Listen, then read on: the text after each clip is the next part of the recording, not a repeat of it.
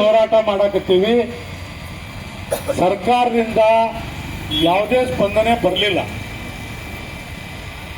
ಆದರೂ ನಾಮಕಾವಸ್ತಿಗೆ ನಾವು ಪ್ರತಿಭಟನೆ ಕುಂದಿರ್ತೇವೆ ಅಂದ ತಕ್ಷಣ ನಾವು ಆಲ 2400 ಖರೀದಿ ಮಾಡ್ತೇವೆ ಅಂತ ಹೇಳಿಕೆ ಕೊಟ್ಟರು. 2400 MSP ರೇಟ್ನಾಗ ಖರೀದಿ ಮಾಡ್ತೀವಿ. ಎಲ್ಲಿ ಮಾಡ್ತೀವಿ, ಹೆಂಗ್ ಮಾಡ್ತೀವಿ, ಯಾರು ವೆಚ್ಚ ತಗೊಂತೀವಿ ಅಂತ ಯಾವುದೇ ಮಾನದಂಡ ಇಲ್ಲ.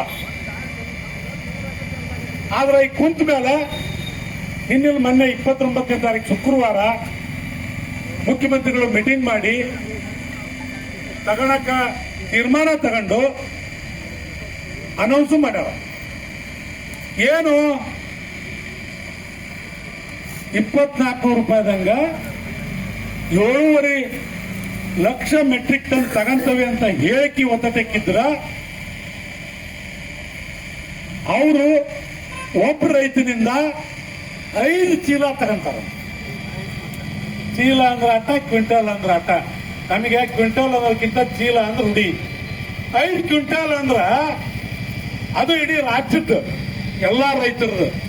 ಅದೇನ್ರ ಹಾವೇರಿಗೆ ಅವ್ರಿಗೆ ಲೆಕ್ಕ ಮಾಡಕ್ ಕೊಟ್ಟಿದ್ರ ನಮ್ಮ 5 kg ಕೊಟ್ಟಂಗೆ ಆಕತಿ. ಕ್ವಿಂಟಲ್ ಅಲ್ಲ, 5 kg ಕೊಟ್ಟಂಗೆ ಆಕತಿ.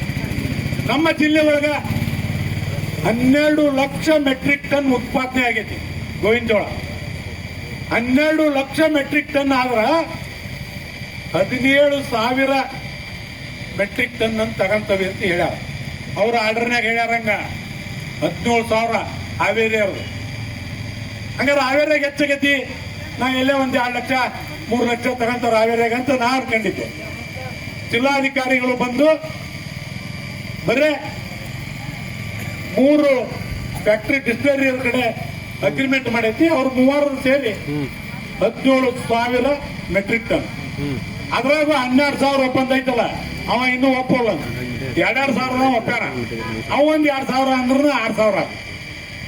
ಅದಕ್ಕೆ ಇವ್ರೇನ್ ಸರ್ಕಾರ ಆರ್ಡರ್ ಮಾಡೈತಿ, ಇವ್ರೇನ್ ತೀರ್ಮಾನ ಮಾಡೈತಿ, ಇದನ್ನ ರೈತ ಸಂಘ ಪೂರ್ಣವಾಗಿ ಖಂಡಿಸ್ತೀವಿ, ತಿರಸ್ಕಾರ ಮಾಡ್ತೀವಿ. ಇದು ನಾಮಕಾವಸ್ತಿ. ಈ ಹಾಡಿಯನ್ನ ನಾವು ಇವತ್ತ ಬೆಂಕಿಗೆ ಹಾಕಿ ಸುಡೋದ್ರ ಮುಖಾಂತರ ಇದನ್ನ ವಿರೋಧ ವ್ಯಕ್ತಪಡಿಸ್ತೇವೆ. ಯಾಕಂದ್ರೆ ನಮಗೆ ಇದರ ಅವಶ್ಯಕತೆ ಇಲ್ಲ. ಮುಂದಿನ ಹೋರಾಟದ ಬಗ್ಗೆ ನಾವು ಏನ್ ಮಾಡ್ತೇವೆ ಅನ್ನೋದನ್ನ ನಮ್ಮ ಅಧ್ಯಕ್ಷರು ಹೇಳ್ತಾರೆ. ನಾನು ಇಲ್ಲಿ ಒಟ್ಟು ಆಗಿದ್ದ ಅರ್ಥ ಹೇಳೀನಿ. ಮುಂದಿನ ಹೋರಾಟದನ್ನ ನಮ್ಮ ಅಧ್ಯಕ್ಷರು ನಾವು ಇಲ್ಲಿಂದ ಎದ್ದು ಎಲ್ಲಿಗೆ ಹೋಗ್ತೇವೆ ಅನ್ನೋದನ್ನ ಹೇಳ್ತಾರೆ.